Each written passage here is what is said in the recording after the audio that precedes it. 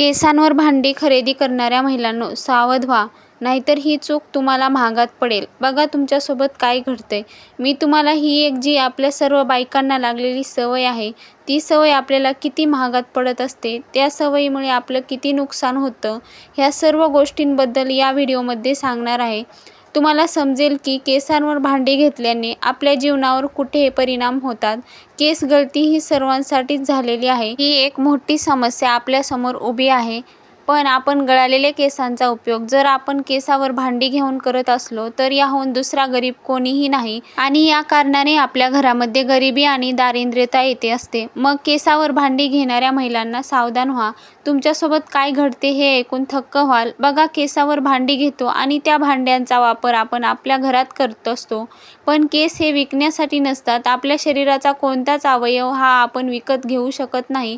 कारण प्रत्येक अवयव, प्रत्येक शरीराचा भाग हा खूप निसर्गाने दिलेली देणगी असते आणि त्याचा उपयोग आपण असा करू शकत नाही. म्हणून हे आपण चुकीचं करत आहोत.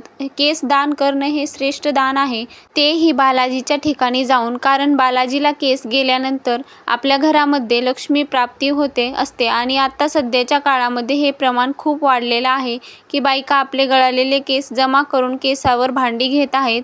त्या केसांचा उपयोग झाला असा तर वाटतं, पण तो खूप दुरुपयोग आहे. आपल्या घरात गरिबी आणि दारिद्र्यता आणण्याचे मोठे कारण वाढत चाललेले आहे. जी काही भांडी आपण केसावर विकत घेतो, जी भांडी आपल्या घरात येतात, ती कशाची असतात? आपल्या एखाद्या शरीराचा भाग म्हणजे एक पार्ट आपल्या शरीराचा केस आहे आणि ती विकून आपण ती भांडी घरात घेतो. बघा, केस विकून घरात घेतलेली वस्तू आपल्या घरात राहते आणि तिच्यासोबत आपल्या घरात नकारात्मक ऊर्जा यायला तयार होते. आणि ती भांडी मग आपण तशीच ठेवतो का? ती आपल्याकडून वापरली जातात. मग त्यावेळेला आपण त्या भांड्यामध्ये काही जेवण करतो, एखादी वस्तू खातो, तर त्यावेळेला त्या भांड्यातून आपल्या जीवनातील गरिबी, दारिद्र्यता वाढत जाते. आपल्या गृहदोष पाठीमागे लागतात आणि आपल्याला आयुष्यभर याचा आपल्या कुटुंबावर, आपल्या सर्व गोष्टीवर याचा खूप परिणाम होतो. आणि जी काही आपली प्रगती होत असते, त्या प्रगती कुठेतरी थांबते. व्यवसाय असेल, व्यवसायात मंदी येते. आपला एखादा बिझनेस असेल, बिझनेसमध्ये मंदी येते.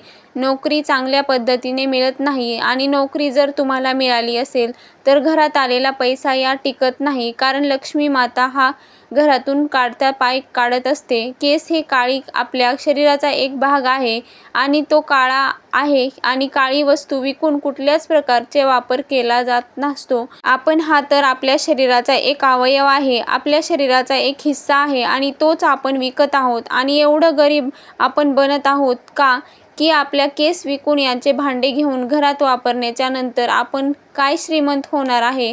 तर आपलं उलट गरिबी होणार आहोत. आपल्या घरामधली उन्नती कुठेतरी थांबणार आहे. आपल्या घरातील मुलांच्या शिक्षणात प्रगती होण्यापासून हा अडथळा निर्माण होतो आणि आपली अडकलेली कामे ही कधीच पूर्ण होत नसतात. कारण केस हे फक्त शरीराचा कुठलाही अवयव हा दान देण्यासाठी नसतो ना, की तो विकत देण्यासाठीही नसतो. म्हणून तो विकण्याचा नसतो. कारण दान करण्याची महिमा आपल्या परमदेवी देवतापासून चालू आलेली ही महिमा आहे आणि याचं वर्णन दानशूर, दानवीर म्हणून केलं जातं. पण आपण त्यावेळेला आपण आपले केस विकतो ना, त्यावेळेस खरंच आपल्या जीवनावर खूप याचे वाईट परिणाम होतात. म्हणून महिलांनो, केसावर भांडी घेणाऱ्या महिलांनो, सावधान व्हा.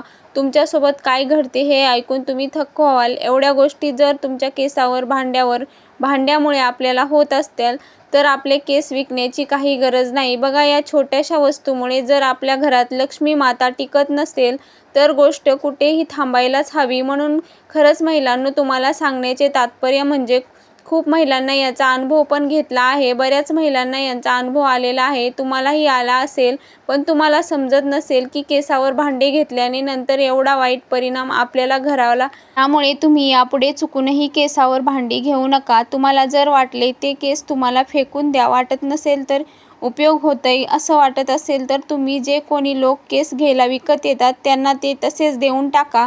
ही गोष्ट कुठेतरी थांबायलाच हवी. तर महिलांनो, खरंच तुम्हाला जर हा व्हिडिओ च्या माध्यमातून मी सांगितलेलं आहे ते तुम्हाला आवडलं असेल तर व्हिडिओला लाईक करा, जास्तीत जास्त लोकांना शेअर करा. असेच नवनवीन व्हिडिओ पाहण्यासाठी आपल्या चॅनलला सबस्क्राईब करा. धन्यवाद.